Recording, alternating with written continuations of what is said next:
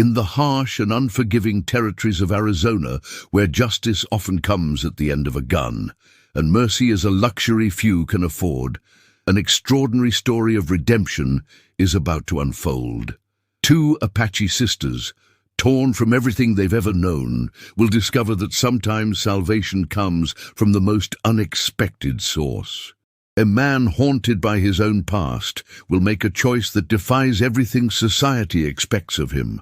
This is a story about the true meaning of family, the price of freedom, and how love can bloom even in the darkest soil of human cruelty. Before we begin this powerful journey, let us know in the comments what country you're watching from. We love connecting with our global community. And dust kicked up by 50 horses and wagons hung in the air like a brown curtain over the makeshift auction ground outside Tombstone.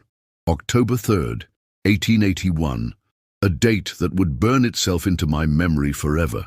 I hadn't planned to be there that day, but business had kept me in town longer than expected, and curiosity got the better of me when I heard the commotion. What I saw when I reached the crowd made my blood run cold. It wasn't cattle being sold, as I'd assumed. It was people. My name is Marcus Coleman, though most folks call me Cole. I'm 42 years old, and I've seen enough of this world's cruelty to last several lifetimes. I served as a cavalry officer during the Apache Wars, fought in battles that still haunt my dreams, and lost my wife Sarah to consumption 3 years ago. Since then, I've lived alone on my ranch in Red Canyon, trying to make peace with a past that refuses to stay buried, but nothing in my experience had prepared me for what I witnessed that afternoon. The auctioneer, a greasy man named Ezra Blackwood, stood on a makeshift platform, hawking human beings like livestock. "Ladies and gentlemen," he called out in his oily voice, "we have some fine specimens today, strong backs, good for ranch work, mining, whatever your needs might be." The crowd was a mix of rough-looking men, miners, ranchers, and others whose intentions I didn't want to contemplate. They examined the captives like they were inspecting horses, checking teeth and muscles, discussing their potential uses in voices that turned my stomach. Most of the prisoners were Apache, taken in recent raids or captured during skirmishes. Men, women, even some children, all chained together and displayed like merchandise. The sight should have been illegal, but Sheriff Stone was right there in the crowd, not as law enforcement, but as a potential buyer. Then I saw them. 2 young Apache women stood near the end of the line, and something about them immediately caught my attention. They were clearly sisters. They had the same high cheekbones, the same proud bearing, despite their circumstances. The older one, maybe 26 years old, stood protectively in front of the younger, who couldn't have been more than 19. What struck me most was their defiance. While other captives showed varying degrees of resignation or terror, these two stood tall. The older sister's eyes burned with a fury that seemed barely contained, while the younger one's gaze held a dignity that no amount of degradation could touch.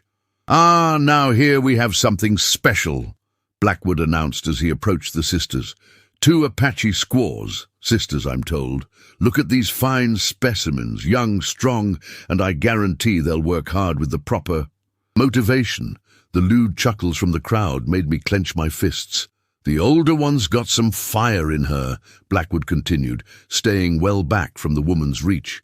"Might need some breaking in, but I assure you she'll be worth the effort. The younger one's more docile, perfect for household duties." He was talking about them like they were animals, and the casual cruelty of it made me sick to my core. "We'll start the bidding at $50 for the pair." Hands shot up around the crowd. 60, 75, 100. I watched in horror as the bidding escalated. These weren't ranchers looking for workers. These were men with darker intentions, and I could see it in their faces. The older sister turned her head and caught my eye. For a moment, we stared at each other across the crowd, and I saw something in her gaze that hit me like a physical blow. It wasn't a plea for help. This woman was too proud to beg. It was more like a challenge, a question. Are you going to stand there and watch, or are you going to do something?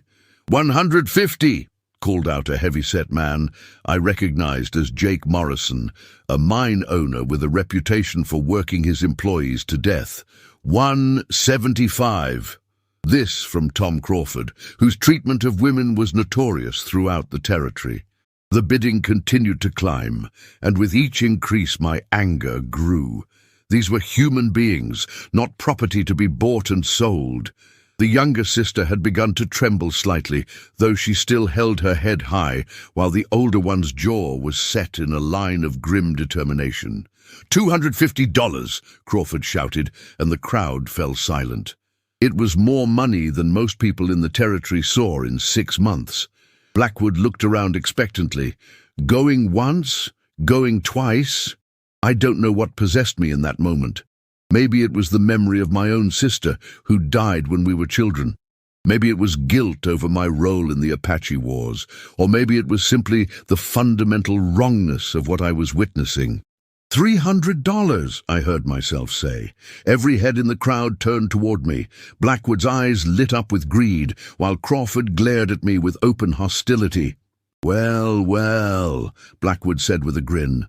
Cole Coleman enters the bidding. 300 from the gentleman in the back. Crawford's face was red with anger. 325. 350, I replied without hesitation. 400, Crawford snarled. The crowd was murmuring now, excited by the bidding war. I looked again at the two sisters and saw the older one still watching me, trying to figure out what my intentions were. $500, I said clearly. The crowd gasped. It was an enormous sum, more than many people earned in a year. Crawford looked like he wanted to continue bidding, but even his greed had limits. Going once, going twice, sold. Blackwood banged his gavel. The Apache sisters go to Mr. Coleman for $500. As I pushed through the crowd to complete the transaction, I could hear the whispers following me. What's Cole want with 2 squaws? Thought he was still mourning his wife. Man's got particular tastes, I reckon. I ignored them all and approached Blackwood, who was practically rubbing his hands together with glee. Congratulations, Mr. Coleman. Excellent choice. These 2 will serve you well, I'm sure. I handed over the money without a word, then turned to look at my purchases. The word stuck in my throat. I'd just bought 2 human beings.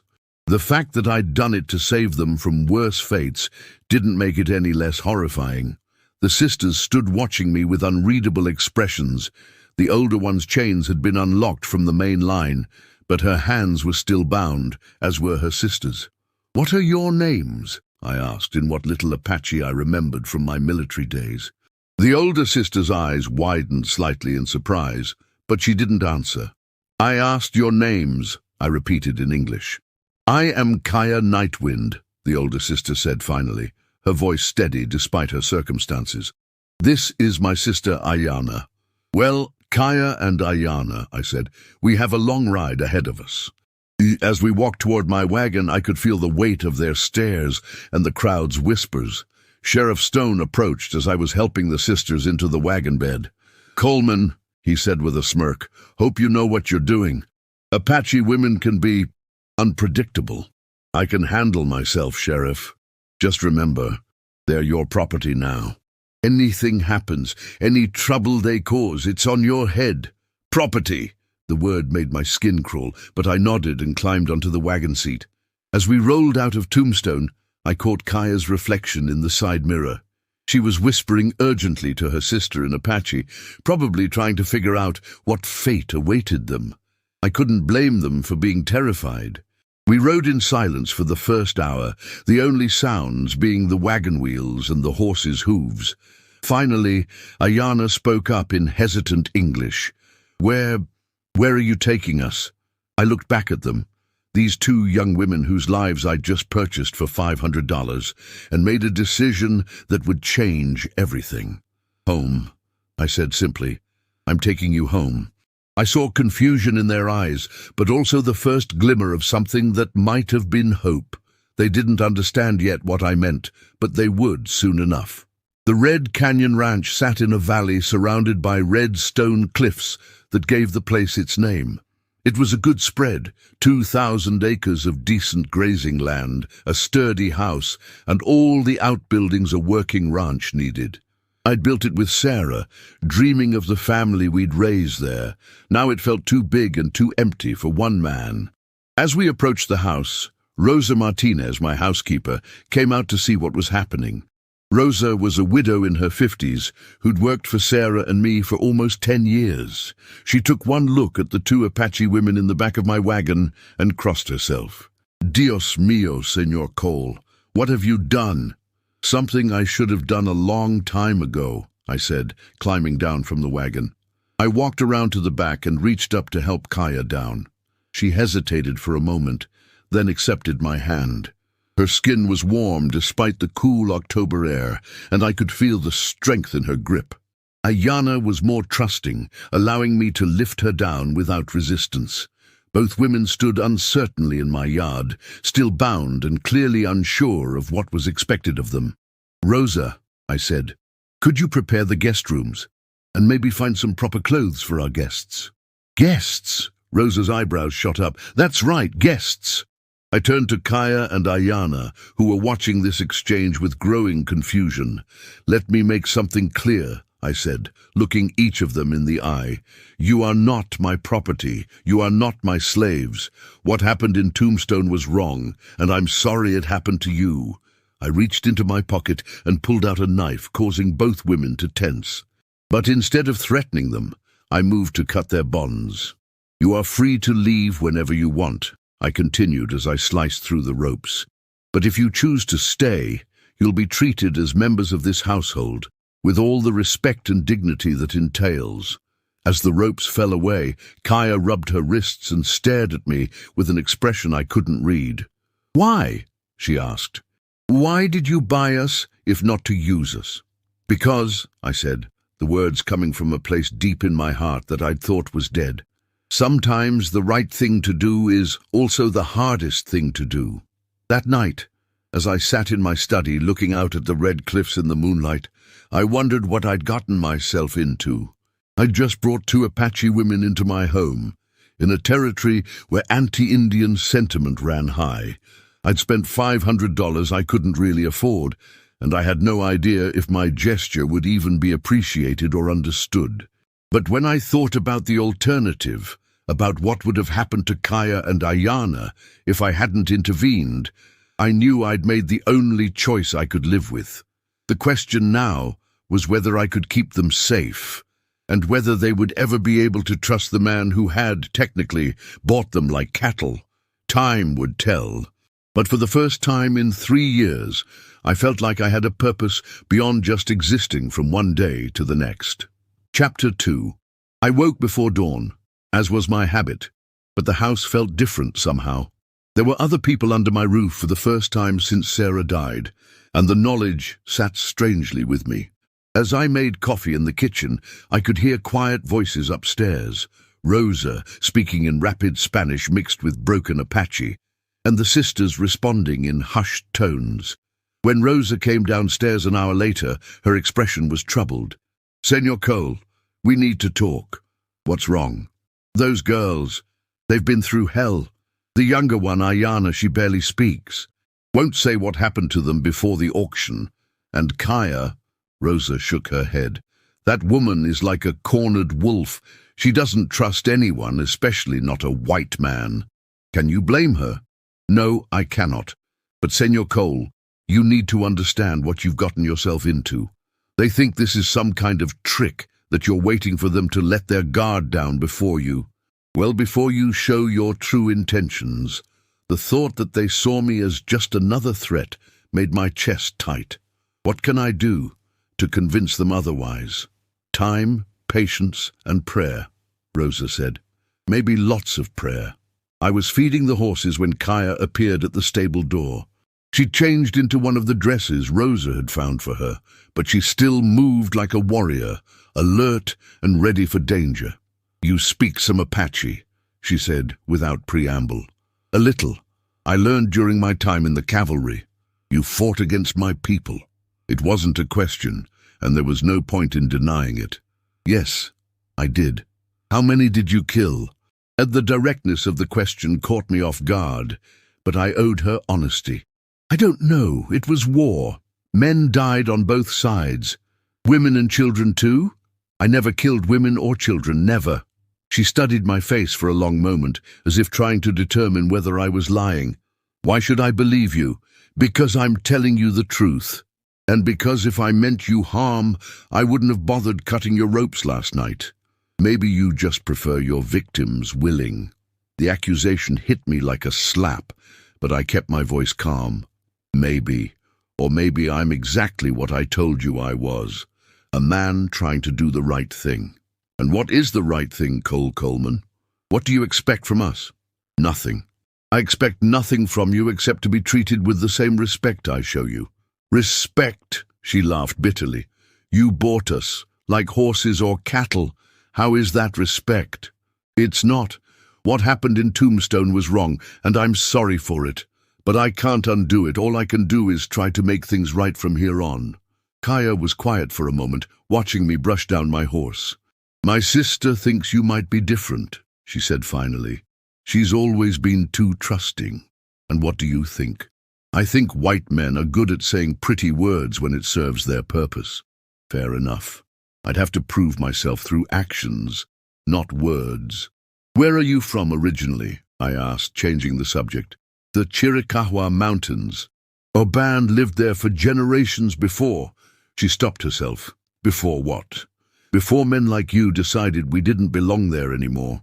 Over the next few days, a fragile routine developed. Rosa took charge of helping the sisters settle in, finding them clothes and showing them around the house.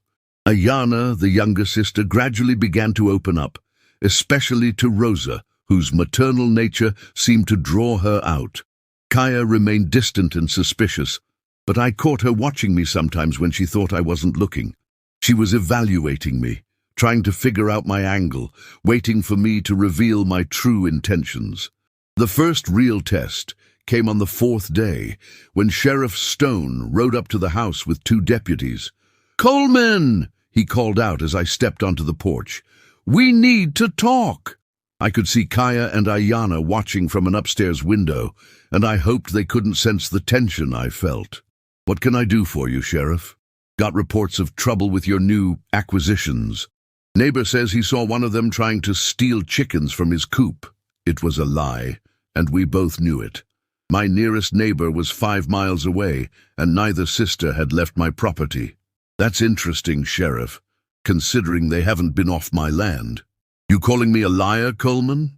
"I'm saying your information is incorrect." Stone's eyes narrowed. "I'm going to need to search your property. Make sure you're keeping those savages under proper control." "You have a warrant?" "Don't need one for runaway property. They're not runaways. They're my guests." "Guests?" Stone laughed. "Is that what we're calling it now?" Before I could respond, Kaya appeared on the porch beside me.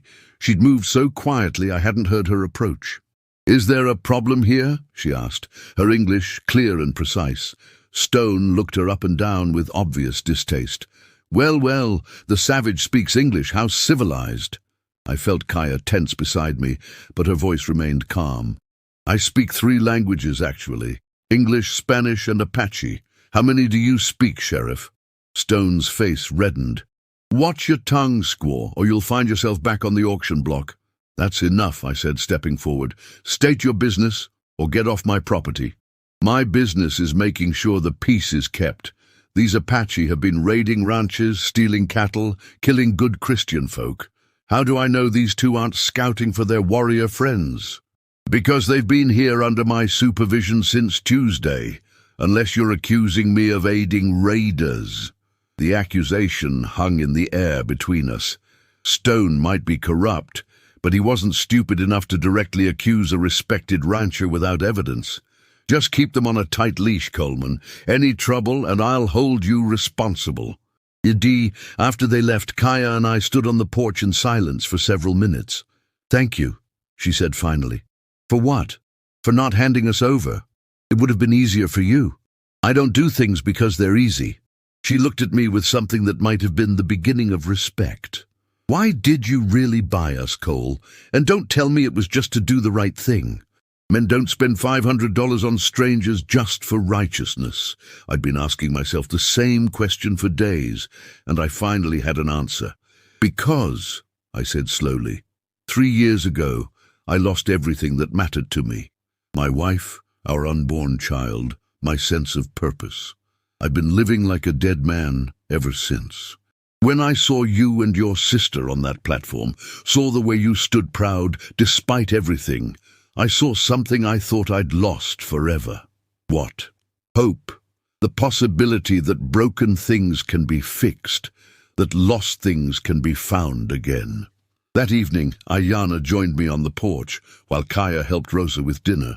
The younger sister had been gradually becoming more comfortable around me, though she still rarely spoke, unless spoken to. "My sister doesn't trust easily," she said in her soft voice. "I've noticed. She has good reason. The men who captured us, they were not kind." The simple statement carried a weight of pain that made my hands clench into fists. "I'm sorry that happened to you. Kaya protected me. She always protects me. But sometimes the things we do to survive, they change us." I looked at this young woman, barely out of her teens, who spoke with the wisdom of someone who'd seen too much of the world's cruelty. "What do you want to do now, Ayana? Where do you want to go?" "I don't know," she said honestly. "Our people are scattered. Our village was destroyed. Some went to the reservation, others fled to Mexico. We have no family left except each other." "Then stay here, both of you, for as long as you want." "Why? What do you gain from having us here?"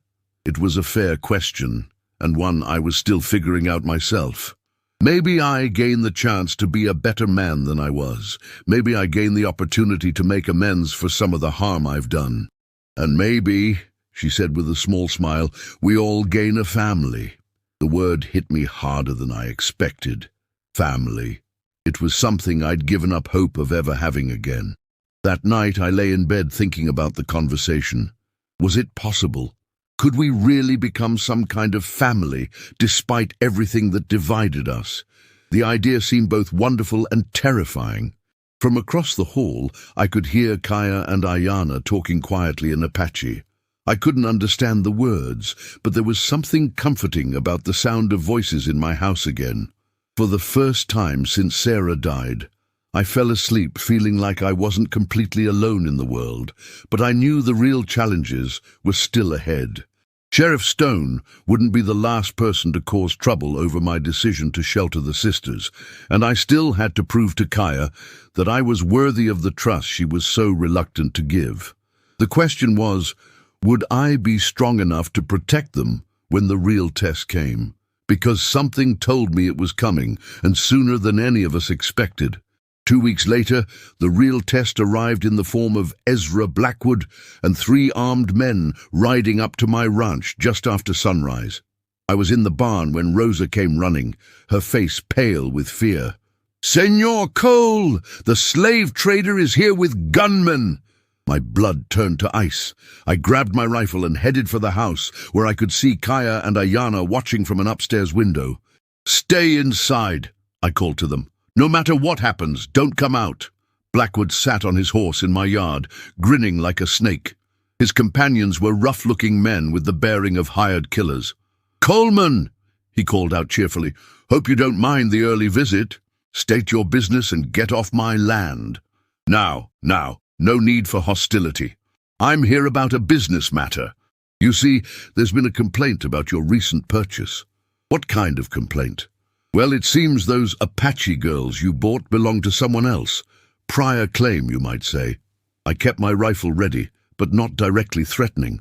"That's impossible. You sold them to me fair and square." But here's the thing. Turns out I never had legal right to sell them. They were captured by a bounty hunter named Jake Morrison, who was transporting them to a military prison. They escaped during transfer, and I found them and assumed they were fair game. It was a lie, and we both knew it. But it was the kind of lie that could cause me serious legal trouble if the right people believed it. "Morrison here has come to collect his property," Blackwood continued, gesturing to one of his men. Morrison was a big, ugly man with cruel eyes. Those squaws cost me time and money tracking down. I want them back, plus compensation for my trouble. How much compensation? I asked, playing for time. Let's say $1,000, plus the return of the merchandise. It was extortion, pure and simple. They wanted the sisters back, probably to sell them again, and they wanted to squeeze more money out of me in the process. And if I refuse? Well, Blackwood said with mock sadness, that would be theft of military prisoners. Sheriff Stone would have to arrest you. Terrible shame, really. At that moment, Kaya appeared on the porch behind me. I'd told her to stay inside, but she never was one to take orders. You're lying, she said calmly. We were never military prisoners. Morrison's face twisted with lust and anger. Shut your mouth, squaw, before I shut it for you. Try it, Kaya said, her hand moving to the knife at her belt, one I'd given her for protection. The situation was escalating dangerously. 4 armed men against me, with innocent women in the crossfire. Here's my counteroffer, I said. You have 10 seconds to get off my property before I start shooting. Blackwood laughed. You're outnumbered, Coleman. Be reasonable. 5 seconds. You can't fight all of us. I raised my rifle, aiming at Blackwood's chest. Try me. For a tense moment, nobody moved. Then the sound of approaching horses broke the standoff. Doc Franklin, the town physician, rode into the yard with 2 men I recognized as federal marshals. Gentlemen, Doc Franklin called out, I hope I'm not interrupting anything important. Blackwood's confidence wavered. Federal marshals trumped local corruption every time.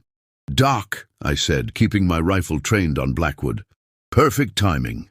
Mr. Blackwood, one of the marshals said, we've been looking for you. For me. Whatever for. Trafficking in illegal slavery. Kidnapping. Running auctions without federal permits. The marshal's voice was flat, professional. You're under arrest. As the marshals took Blackwood and his men into custody, I finally allowed myself to breathe. Doc Franklin dismounted and approached the porch. Sorry it took so long, he said quietly. Had to ride to Tucson to find federal authority. Local law wouldn't touch this. How did you know? Rosa sent word. Smart woman, that housekeeper of yours. I looked at Rosa, who was standing in the doorway with a satisfied expression. I sent my nephew to find help, she explained. These men, they have evil in their hearts. After the marshals left with their prisoners, Doc Franklin stayed for coffee. He examined both sisters at my request, finding old injuries that spoke of the violence they'd endured. They're strong, he told me privately, but they've been through hell, the younger one especially. She's been hurt in ways that will take time to heal. What do you mean? Doc's expression was grim. Use your imagination, Cole, and be patient with them. Trust doesn't come easy after what they've experienced. That evening, Kaya found me on the porch, staring out at the red cliffs in the fading light. Thank you, she said, sitting in the chair beside me. For what this time? For standing up to those men, for risking your life to protect us. Anyone would have done the same. No, she said firmly, they wouldn't have. Most white men would have handed us over to avoid trouble. We sat in comfortable silence for a while, watching the stars emerge in the darkening sky. Can I ask you something? Kaya said. When you were a soldier fighting my people, did you ever question whether it was right? Me, it was a hard question, one I'd been asking myself for years.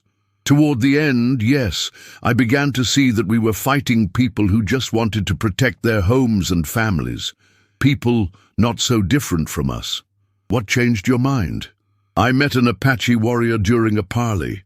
His name was Nal Nish. He spoke perfect English, had been educated at a mission school. We talked for hours about our families, our hopes for the future. I realized he wasn't a savage or a monster. He was just a man trying to protect what he loved. What happened to him? He died in the next battle, shot by one of my men while trying to surrender. Kaya was quiet for a long moment. Is that why you saved us? Guilt over the past? Partly. But also because it was the right thing to do, and because I hesitated. Because what? Because you and Ayana remind me that there's still good in this world worth protecting. The next morning brought an unexpected visitor. Chief Joseph Nightwind, a dignified Apache leader, rode into my yard alone and unarmed. Kaya and Ayana ran to greet him with tears of joy. "Uncle!" Ayana cried, embracing him. He spoke to them rapidly in Apache, then turned to me with curious eyes. "You are the white man who bought my nieces?" "Yes, but I freed them immediately." "So I hear. Why?" "Because no human being should be owned by another." Chief Nightwind studied me carefully. "You fought against our people." "I did, and I regret it. Yet now you protect Apache women at great risk to yourself. It's what any decent person would do." "No," the chief said. "It is what a good man would do. There is a difference." He spoke with his nieces for an hour in Apache, then approached me again. "They wish to stay with you," he said. "Both of them. They say you have given them something they thought they had lost forever." "What's that?" "Hope and a home." He paused. "I give you my blessing, Cole Coleman, but know this. If you ever betray their trust, if you ever harm them, I will come for you myself." "I understand." "Good. Then welcome to the family." As Chief Nightwind rode away, I stood in my yard with Kaya and Ayana beside me, feeling something I hadn't experienced in years, a sense of belonging. "So," I said to the sisters, "what do we do now?" Kaya smiled, the first genuine smile I'd seen from her. "Now, we build a life together, a real family." Ayana took my hand and squeezed it gently. "Home," she said simply. And for the first time since Sarah died, I truly felt like I was home again. Chapter 4. Spring came early to Red Canyon that year, bringing with it a sense of renewal that seemed to touch everything on the ranch. 3 months had passed since the sisters came to live with me, and the changes were remarkable. The house that had felt like a tomb for 3 years was now alive with laughter, conversation, and the warmth of family. Ayana had blossomed like a desert flower after rain. Her English had improved dramatically, and she'd taken over much of the cooking, bringing Apache techniques that created the most flavorful meals I'd ever tasted. She sang while she worked, traditional songs that filled the house with music. Kaya had proven to be a natural with horses and cattle. Her Apache upbringing had taught her to read animals in ways that amazed me.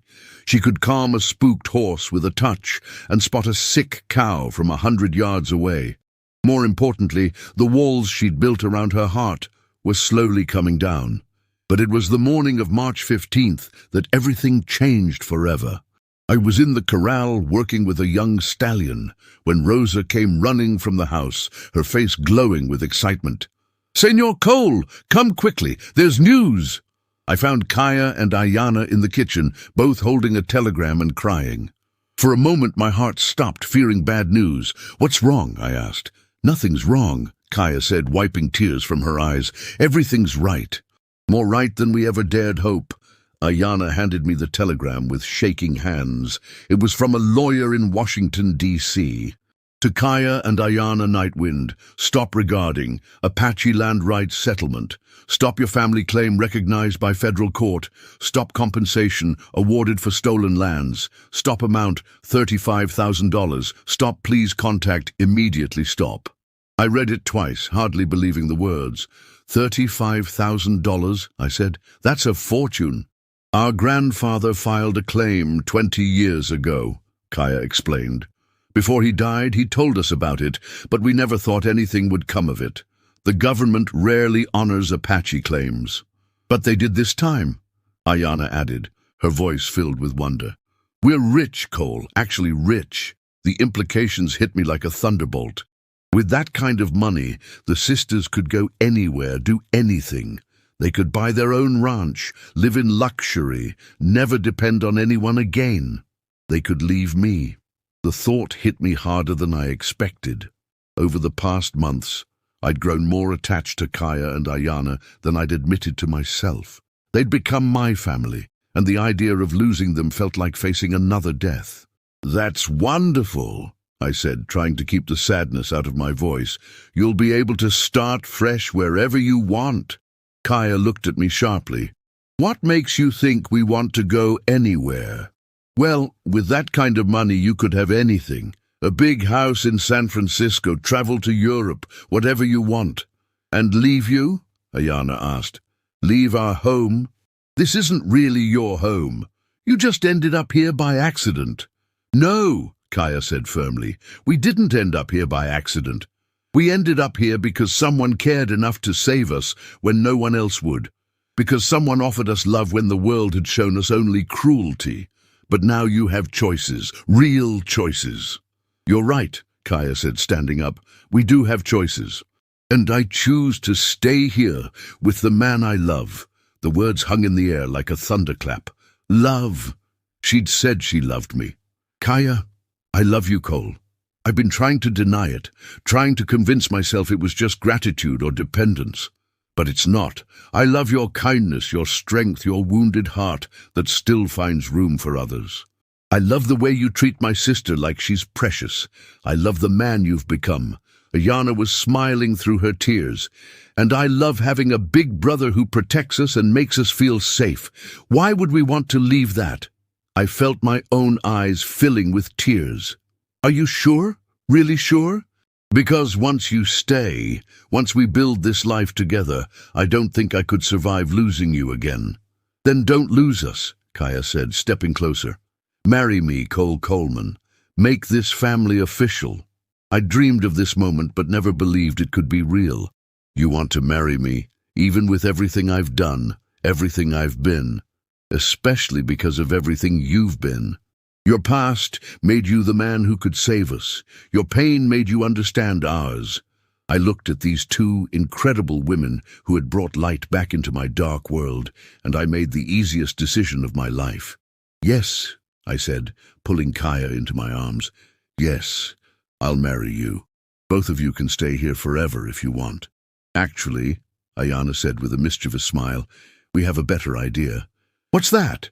We want to use the money to expand the ranch, buy more land, build a bigger house, create something that can support not just us, but other people who need help. What do you mean? Kaya's eyes were shining with excitement. A place for Apache people who have nowhere else to go. A working ranch that can provide jobs and homes for those who've lost everything. A bridge between our worlds. The vision she painted was beautiful and ambitious. That would be dangerous. A lot of people wouldn't like it. Then we'll change their minds, Ayana said confidently. One person at a time, just like you changed ours. 6 months later, on a crisp October morning, Kaya and I were married in the valley below the Red Cliffs. Chief Nightwind performed the Apache ceremony, while Doc Franklin handled the legal requirements.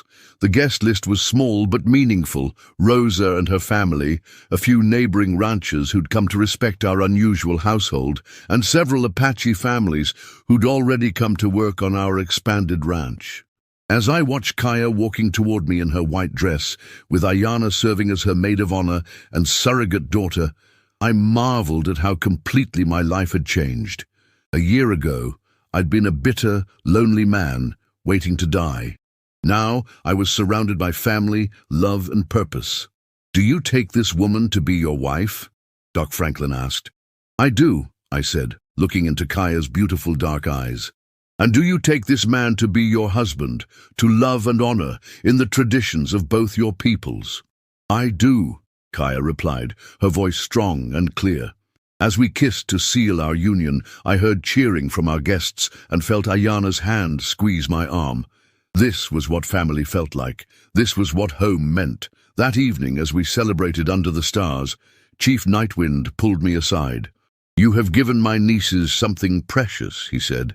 Not just safety or comfort, but the chance to heal and grow. In return, they have given you the same gift. Yes, they have. The road ahead won't be easy. There will be those who oppose what you're building here.